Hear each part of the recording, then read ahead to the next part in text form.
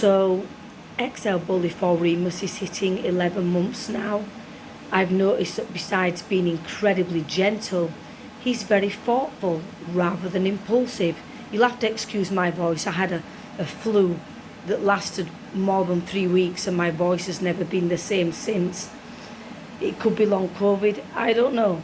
But anyway, he's very good at reading people and analysing his environment regardless of where you take him. He's very thoughtful. He's tuned in, he's on point. He's not really interested in large amounts of exercise, but tends to watch, sniff about, sit or lay down, just taking the world in. You'll see in some of my vids that he's a head mover, an ear twitcher, but remains seated or laid down rather than stood up on alert or lunging forwards. He's very curious. Maybe it's because I live in an area where there's a lot of elderly people and physically impaired folks, but Thor seems to break through his training to seek comfort from the most vulnerable in society. He's more than recognised that they behave differently from those that are more stable-minded and physically able. He's also moved away from herding behaviour to more guarding behaviour, especially around myself as the ultimate alpha. He's also showing strong signs of protection towards my children. He's also great with other children. He loves to nuzzle them, but I will only allow interaction if he remains in what I would say is a sit-stay position, due to his size rather than any concerns over safety. And that's the same with all of my bullies, all of my dogs. They all have the same rules. All of my pack follow the same rules. There's no separate treatment for little guy over here and these pups at all.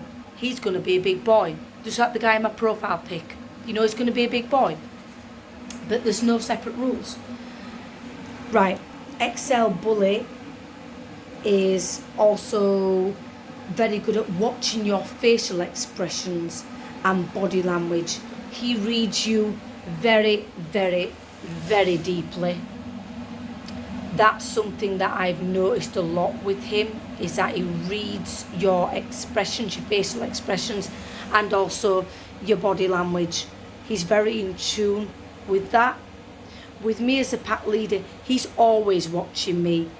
He's watching what I'm doing. He's very nosy. He will show me massive amounts of affection towards me. He absolutely loves me. He likes to be close to me at all times, does XL Bully here. One thing that we are working with though is his prey drive. It is very high. He likes to treat my cats like dogs. He'll stick his butt up in the air to initiate play, and he tries to chase them. He treats them like dogs. He has never tried to hurt any of the 10 cats in my care, but it's still not acceptable behaviour, so I block the brain from moving forward. He does have a few scratches on his face. Let me try and zoom in on his face from the cats, because he tries to lick the cats when they are resting in the dog crates. Yes, they all coexist together.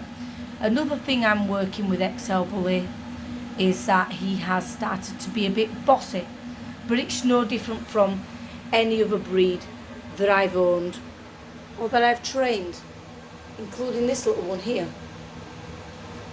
Their temperament changes as they age with all dogs, so I always follow through with my corrections and double down on any areas of concern behaviour wise.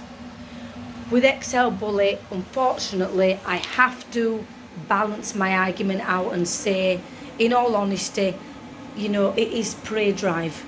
That's the one thing that I need to work on with him. It's not that he wants to harm the cat, he treats them like dogs.